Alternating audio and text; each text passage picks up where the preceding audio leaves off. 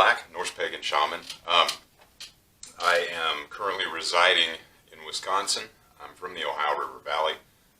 So are most of my ancestors, I think, at least the ones from this continent.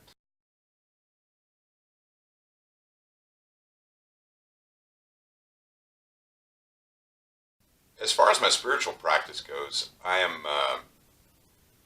practice an ancestral path, my ancestral path. Now, granted, I've got a lot of different ancestors from the region of the world of the North Sea. So I kind of refer to what I do as the path of the North Sea people, but Norse Pagan is adequate for people to understand what that means. Unlocking the sort of and following and running down the clues to this ancestral path is really what I'm all about. And Norse paganism is organized in such a way that it's always been very attractive to me. So even when I was a boy, the cultures from the North Sea have always been extremely fascinating to me. So that's what I would call my practice. But that's how I do and what I do. And it's an ancestral path. And there's three parts of it, primary parts of it, which are ancestor veneration, animism, and shamanism. And through that, discovery of self and discovery of the world around you and discovery of the now. And they're just really, it's a really powerful way to go. Of course, it's available to everybody has their own ancestry and everybody has their own sort of path, and this one's mine.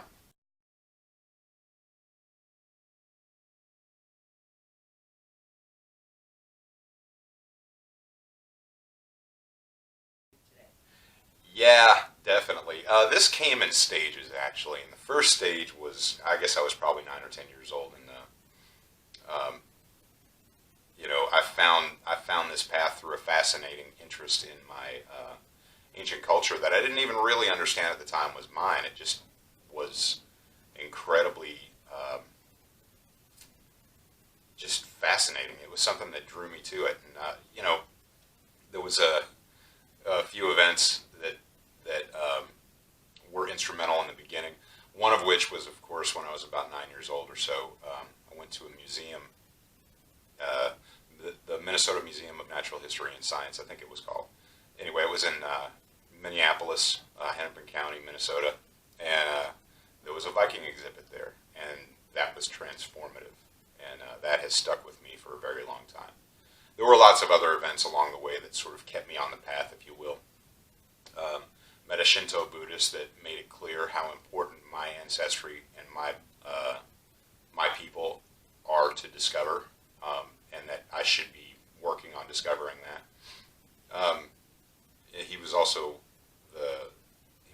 His name is Yoshiharu Oritani, and he was also the guy that sort of made it clear that flute playing was going to be part of my life. Totally fascinated by that. Really interesting guy. Met him in Minnesota when I was a kid. And there were a lot of other things too.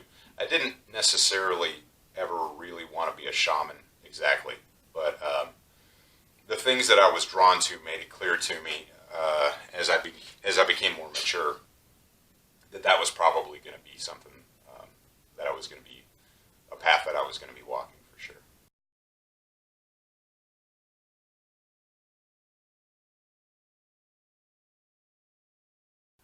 My path rather, in my life, is really about embracing the world around me.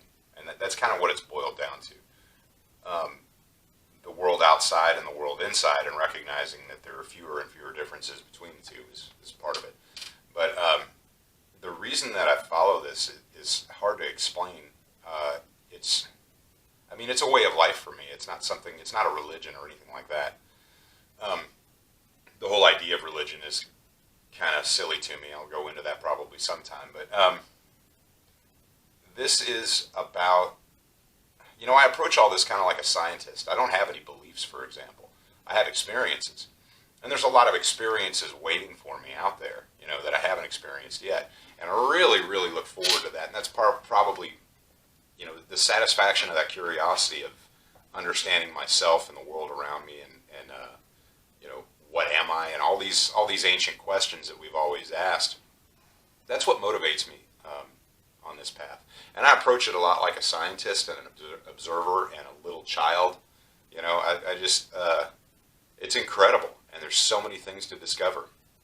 And so just consuming that, consuming all that in a way that is the most palatable to me is sort of what this is all about for me. And so I enjoy it, and I share what I learn and what I know of this particular path from my perspective to others. And a lot of people tend to embrace it. I think they like it. So I like it too. So that's why I do it.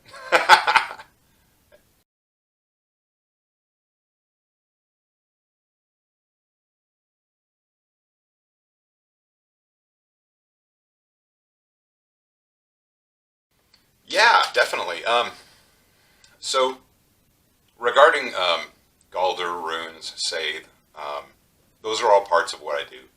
Um, what people would call meditation, I call it Udazeta, or just meditation, depending on what crowd I'm in, because we try to use words that people understand.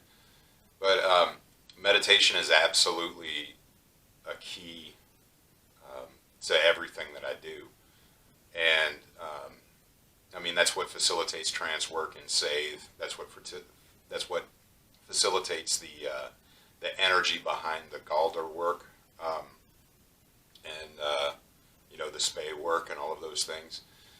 This is all the way I practice and the way I use the runes, for example. I would say more of the way I interact with the runes. Um, the more you dive into these things from a perspective of a healthy, aware consciousness, the more these sort of definitions that we use to describe these things that we're talking about here changes. And when we begin to understand things like the fact that we exist within a variety of different states of consciousness simultaneously, um, it develops a sort of profound humility. And it's actually pretty enjoyable, but it helps you understand that, you're never really going to learn all of these things in one lifetime. And that's kind of what motivates me to the connection with my ancestors, is because they've been through this and they've been down this path a little bit. And if I want to build on what they have already experienced, I have to experience what they have experienced. So that's what all of this is about as far as daily practice, and spending some time connecting to my ancestors in a trance state, in a meditative state. That's something that I do every day. Awareness meditation, discipline meditation, creative meditations. Those are all done every single day. Probably spend about, maybe 2 or 3 hours a day, on and off throughout the day, on most days, doing those sorts of things. Working with the runes. I build runes for other people, and I galder and meditate through the runes as I'm burning them onto wood or carving them into stone or whatever I might be doing, whatever medium I'm using. So every time that's done, the connection to the runes builds stronger and stronger, and a better understanding. Meditating on the individual runes, of course, is part of my daily practice too. But I sort of I don't have a system for that necessarily. I kind of just it flows. It begins to flow naturally after you get into the rhythm of it. But those are some of my daily practice things. It's not all of them. I also do empowerment of other people and research into how to empower myself more and other people more. And I share that, and that's kind of that's what my work is. So it's there's a lot to it, and it never ends. But those are some examples of things that I do. That's pretty much those are the basics.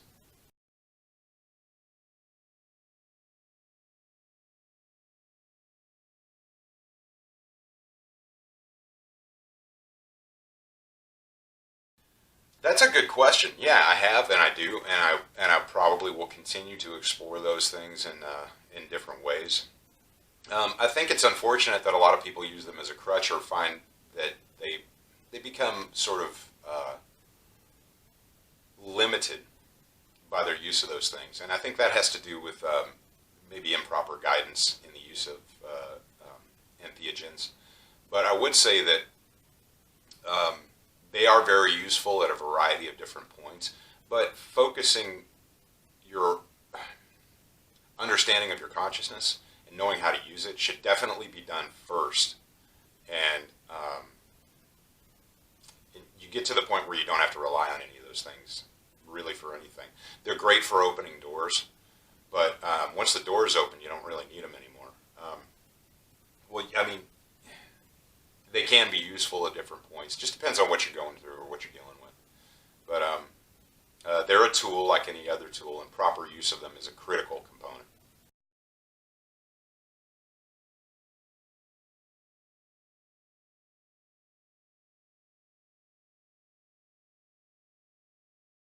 Well, you don't have to believe that there's a truth. Of course, there's a truth. Everyone is influenced by, by their blood and by the spirits of the land around them, of course, and by the cultural interpretation of those things and how people fit into all that, which is sort of basically shamanism. So it kind of all boils down to those three pillars, which is ancestor veneration, animism, and shamanism. Knowing where we come from is a critical piece to all that. But yeah, as far as other cultures go, everybody has their sort of truth, if you will. As far as truth with a capital T, that's something that can only really be experienced through sort of higher frequency layers of consciousness.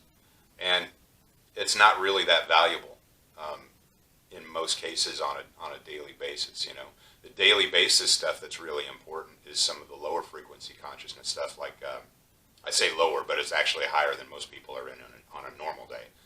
But the stuff that has to do with interaction with you and yourself and knowing who you are, knowing the spirits of the land around you and all that sort of stuff.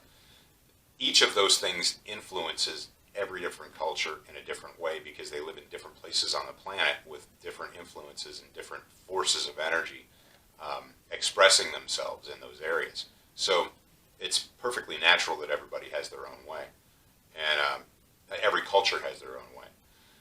So, as far as that goes, the whole idea of sort of being folkish is to understand that there are differences, and to kind of understand the value of those differences and promote the value of those differences. In other words, there's no reason why everybody should be doing what I'm doing, but I can certainly help just about anybody to figure out how to do what they should be doing. You know what I mean? As far as their influences, their blood, their genetic expressions, all those kinds of things, they do matter. And it's a beautiful mosaic, and it should be appreciated. I disagree completely with the idea that we should all be one giant gray mass of, semi-autonomous, identical, whatever. I think that's a huge mistake.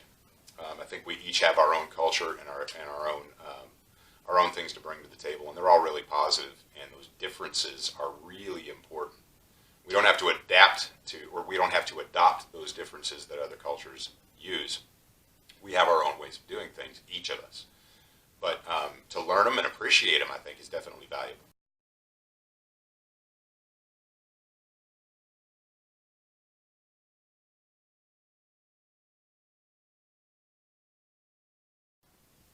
That's kind of a loaded question, actually, because what I'm seeing is that, yeah, Norse paganism, if we look at the lore, is full of talk about aliens. Jotun are aliens. Vanir are aliens. They're not from Earth. There was no Earth in most cases when those different beings were around. And that's addressed kind of pretty well in the Voluspa and in some of the other places where our creation stories are located.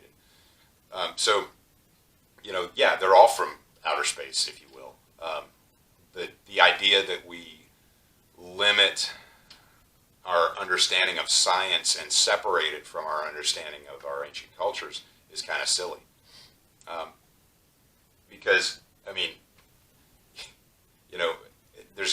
it's really, really obvious that that's a fact. Now, just because they don't call them, ancient aliens or whatever, that doesn't change the fact that if you look objectively at the lore and decide what the status of those different beings really is, they all live in different worlds, sort of. I think it's really fascinating that Midgard kind of has a representation of each one of those worlds in a variety of different ways. Um, it's definitely full of stories about ancient aliens, which I think is kind of cool. And I think almost every ancient culture has that. I focus my attention primarily in two places regarding history, and that is Sumerian history and the history of our people from the North Sea. And they both have great, colorful, and rich representations of that concept. And so, yeah, I would have to say that they absolutely do. It's just a matter of understanding our perspective, you know?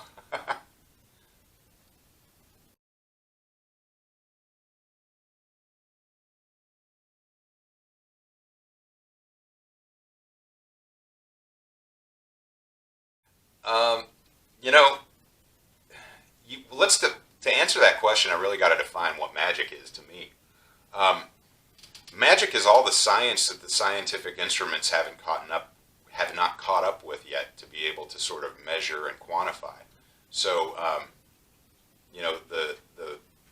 the science of consciousness is really what I consider to be magic, and I practice it absolutely. I have little things and big things that I do just about every day that all seem to work out. And through the process of engaging in those different kinds of workings, I'll learn a lot more about consciousness and energy and how they interact, and how will and Megan work together to manifest the things that we want or need, not just for ourselves but for other people. So yeah, every day. As far as backfire, no, I don't. I can't recall anything ever actually backfiring per se. Sometimes things just don't fucking work, and that happens. But usually, when they don't work, there's a reason for it. So you can. I mean, there's always a reason for it, but it can be identified. You can go back and through taking a look at your notes on the process you're trying to execute and make a determination on what maybe was the cause of the failure. And also interacting with other people who do this kind of thing, especially elders, people who have been doing it for a very long time. Um, that's how you sort of learn and figure out what maybe went wrong and what you're doing right too. But like I said before, I approach this stuff kind of from a perspective of using scientific method to identify what works and what doesn't, and also in my sort of triage of the failures, to figure out what was what was maybe not as strong or what was out of balance to cause things to not work.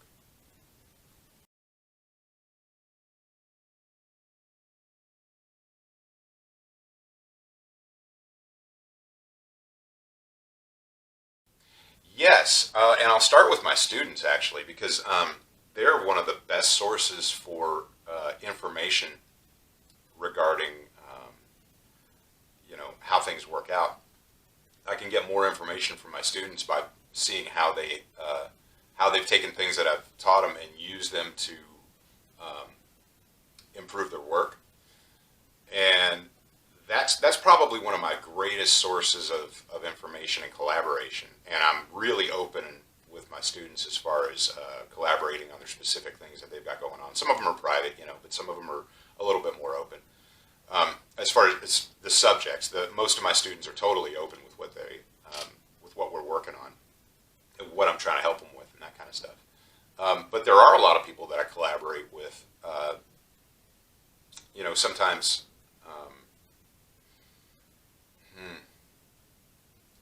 Collaboration on the work is really, really important, and there are some that I consider to be peers, and I work with them and communicate with them, at least monthly, and we share ideas and concepts, and try to keep ourselves from becoming limited by the programming that we're inundated with in our society. So, so as far as peers go, that's one of their main functions, at least for me, is to keep me from putting my putting my processes in a box and creating limitations that are unnecessary.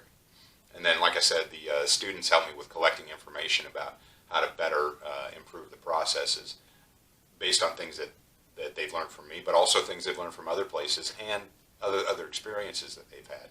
I've got a pretty wide variety, I don't know, approximately 300 students, and they all come from slightly different walks of life, and so they have different influences, and they share that kind of stuff.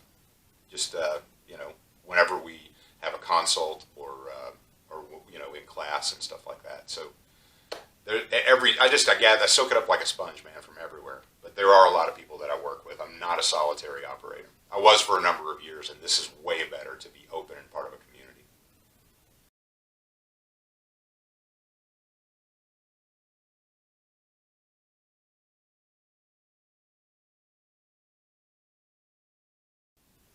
Okay. Well, it's all about changing and benefiting the outcome. Um, benefiting people's lives through results. The most important thing that I want to cover regarding this, I think, is that results are what matters. You know what I mean? It's really important to keep yourself out of just making shit up. Creating your reality around you in a disempowered or disconnected way.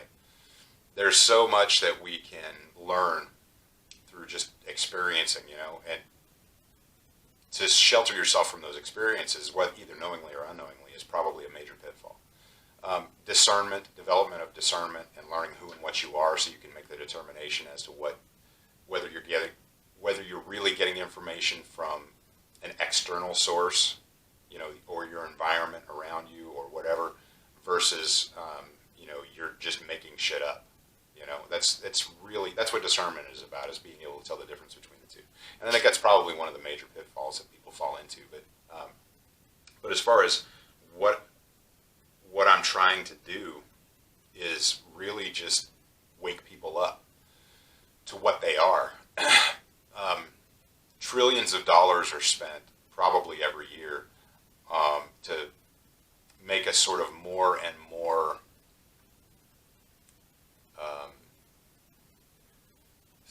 dependent upon all these different things. And it's absolutely unnecessary. When we start to unlock our own power of our consciousness, of our body, of our mind, when we start to unlock these things, the whole freaking world around you changes, and it's really an incredibly empowering process. And showing people that they have access to their own power is probably the most important thing that I do. Outside of that, it's all just a matter of how you get there, and that's really not that important. Getting there is the most important, and results-oriented work is really important. You want to set up your work, whatever it is, so that you're getting results. And that's from a mind, body, and spirit perspective, all three. I mean, you wouldn't get paid for a job if you went there and you didn't accomplish anything, right? Same is true of, magic work or anything else. So probably the most important thing is getting some results, and then learning how to fine-tune your results according to who and what you are.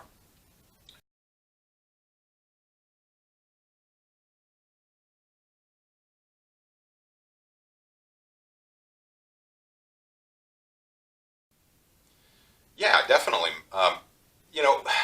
When we're talking about whether or not magic is real, we can just as easily talk about whether or not electricity is real. Yeah, we see it and we use it all the time, right? But do we really understand how it works? I would submit to you that probably no. We know that it works and we know how to manipulate it to a certain degree, but most of us really don't have a fucking clue how any of that works. I think the same could be said for what we call magic, The exercising of the will and the life energy in such a way that it influences the manifestation of the external world is a really kind of simple thing in a way, The only thing that makes it difficult is that, like I said before, there's a lot of money and energy being put towards making sure that we don't understand how any of those things work. But as we begin to unlock some of these doors, we start to find that, hey, this shit's actually really simple, you know? And it's not really that complicated. And we don't have to do all these things and jump through all these hoops to make this stuff happen. And awakening to that is super, super powerful. And I don't know. So belief in magic, I don't have any beliefs, but I do recognize that that people can do things that are not easily explained by science and other things. And these are repeatable processes with repeatable results. And it goes back to results again. So, you know, if you're not getting results, I don't think you're probably doing magic.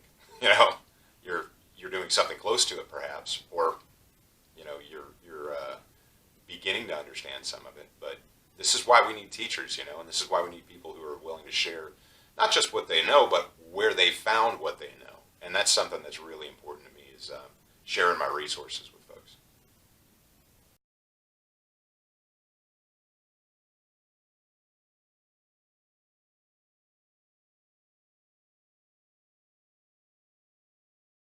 Yes, absolutely. I would tell you that from a mental perspective, the most important thing you can learn is how to investigate. Learn investigative practices as opposed to research practices. They both have their place, but investigation is a far more multifaceted discipline than research. And, you know, learn how to vet your sources. That's really, really important. Because, you know, the most objective information that you can find is going to be always useful. Learn scientific method. Learn the trivium and how to use the language. You know, learn the Hermetic laws. Learn how to understand your consciousness, and then apply all those things to the disciplines that you learn from your study of how to investigate. If you do that, then in today's day and age, you can pretty much find an answer, a solid answer to just about any question you got.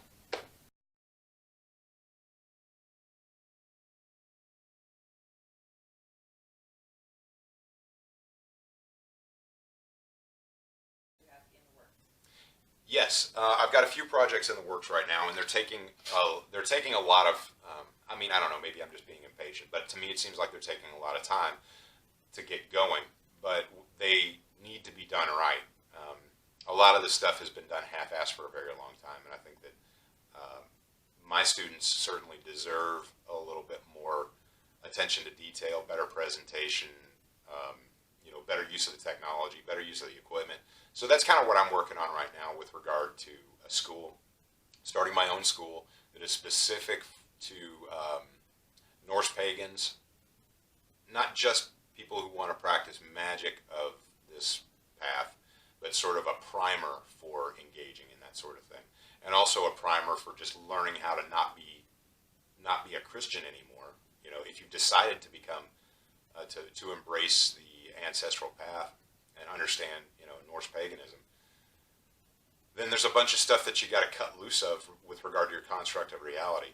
And teaching people how to do that is really what half of the school is about. The other half of it is about learning how to understand consciousness and rune magic and Save and some of the other things that are indigenous to our culture. So that's what the school's about. It's in the works right now. The first class is going to be called Udazeta, which is literally translated sitting out, and it has to do with the meditations and how to use and understand your consciousness.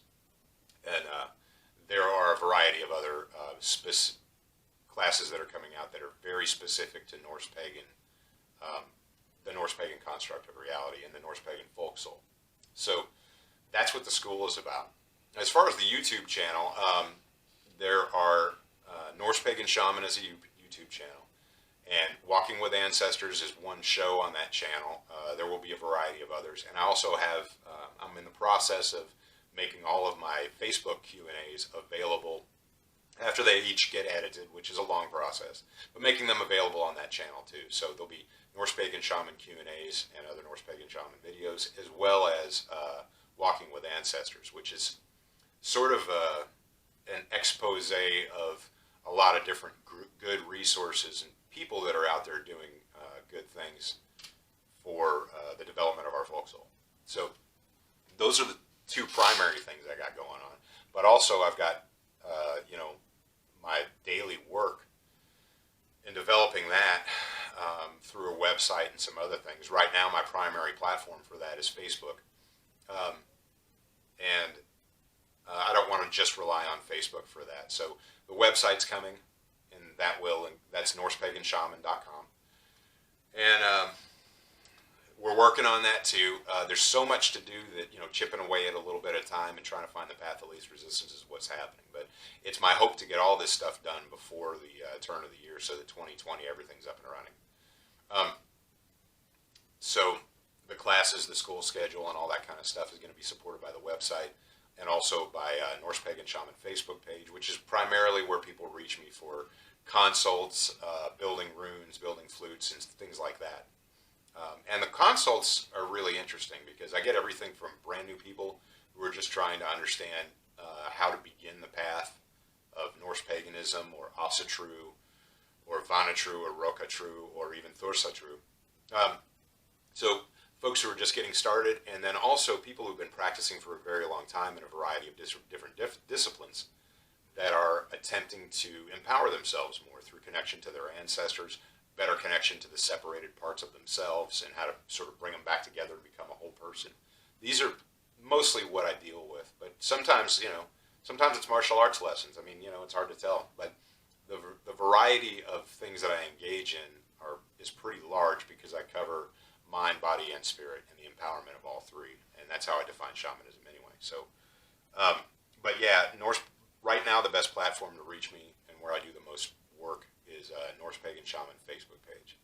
And there's also Walking with Ancestors Facebook page that's there to support the Walking with Ancestors YouTube show. So yeah, there's a lot of shit going on, man. And I'm trying to get as much help as I can. I've decided I can't do all this by myself, so figuring out how to compensate the people who are helping me out has been kind of an issue too. Because let's face it, you ever met a rich shaman? We're not evangelists. We're not out here trying to tell you that you owe God 10% or some shit like that. We're just trying to make it and empower as many people as possible.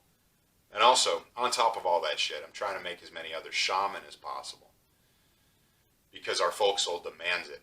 And so, yeah, kind of busy.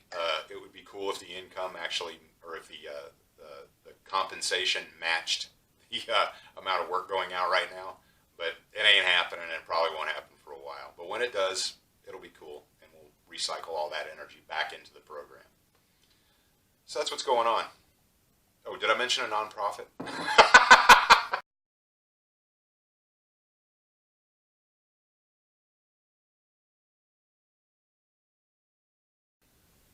Yeah, for closing up, I'd really like to just say that I appreciate you.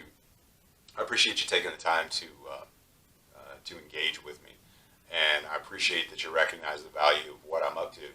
And it's my hope to share this, what's going on, and what a real shaman should be doing for his people, and how that's different today than it was 1,000 years ago. It's dramatically different today because we're so fragmented and so, as a culture, we're so fragmented and so poisoned, of mind, body, and spirit, that the demands for a modern day shaman are incredibly different than what they were maybe, 1,000 years ago. So renegotiating these things and redeveloping this this function in our culture is a difficult, really difficult task. And not only do I invite people to engage in self-empowerment through the use of good shaman, but I also invite people who feel the call to shamanism, or what they believe is shamanism anyway, to reach out and start doing this. Because guys, I can't do all this shit all by myself, man. There's a lot of other people that are doing some of it, but there's not enough. So, just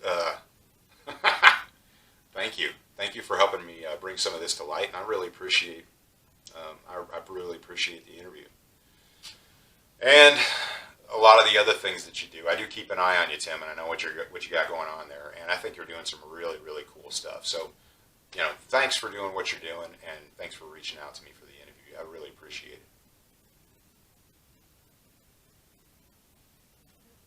All right. Thank you so much. Great to be here. Great to have this talk with you. And I look forward to seeing some more of your interviews, too. All right. Thank you so much, Tim. Have a great day.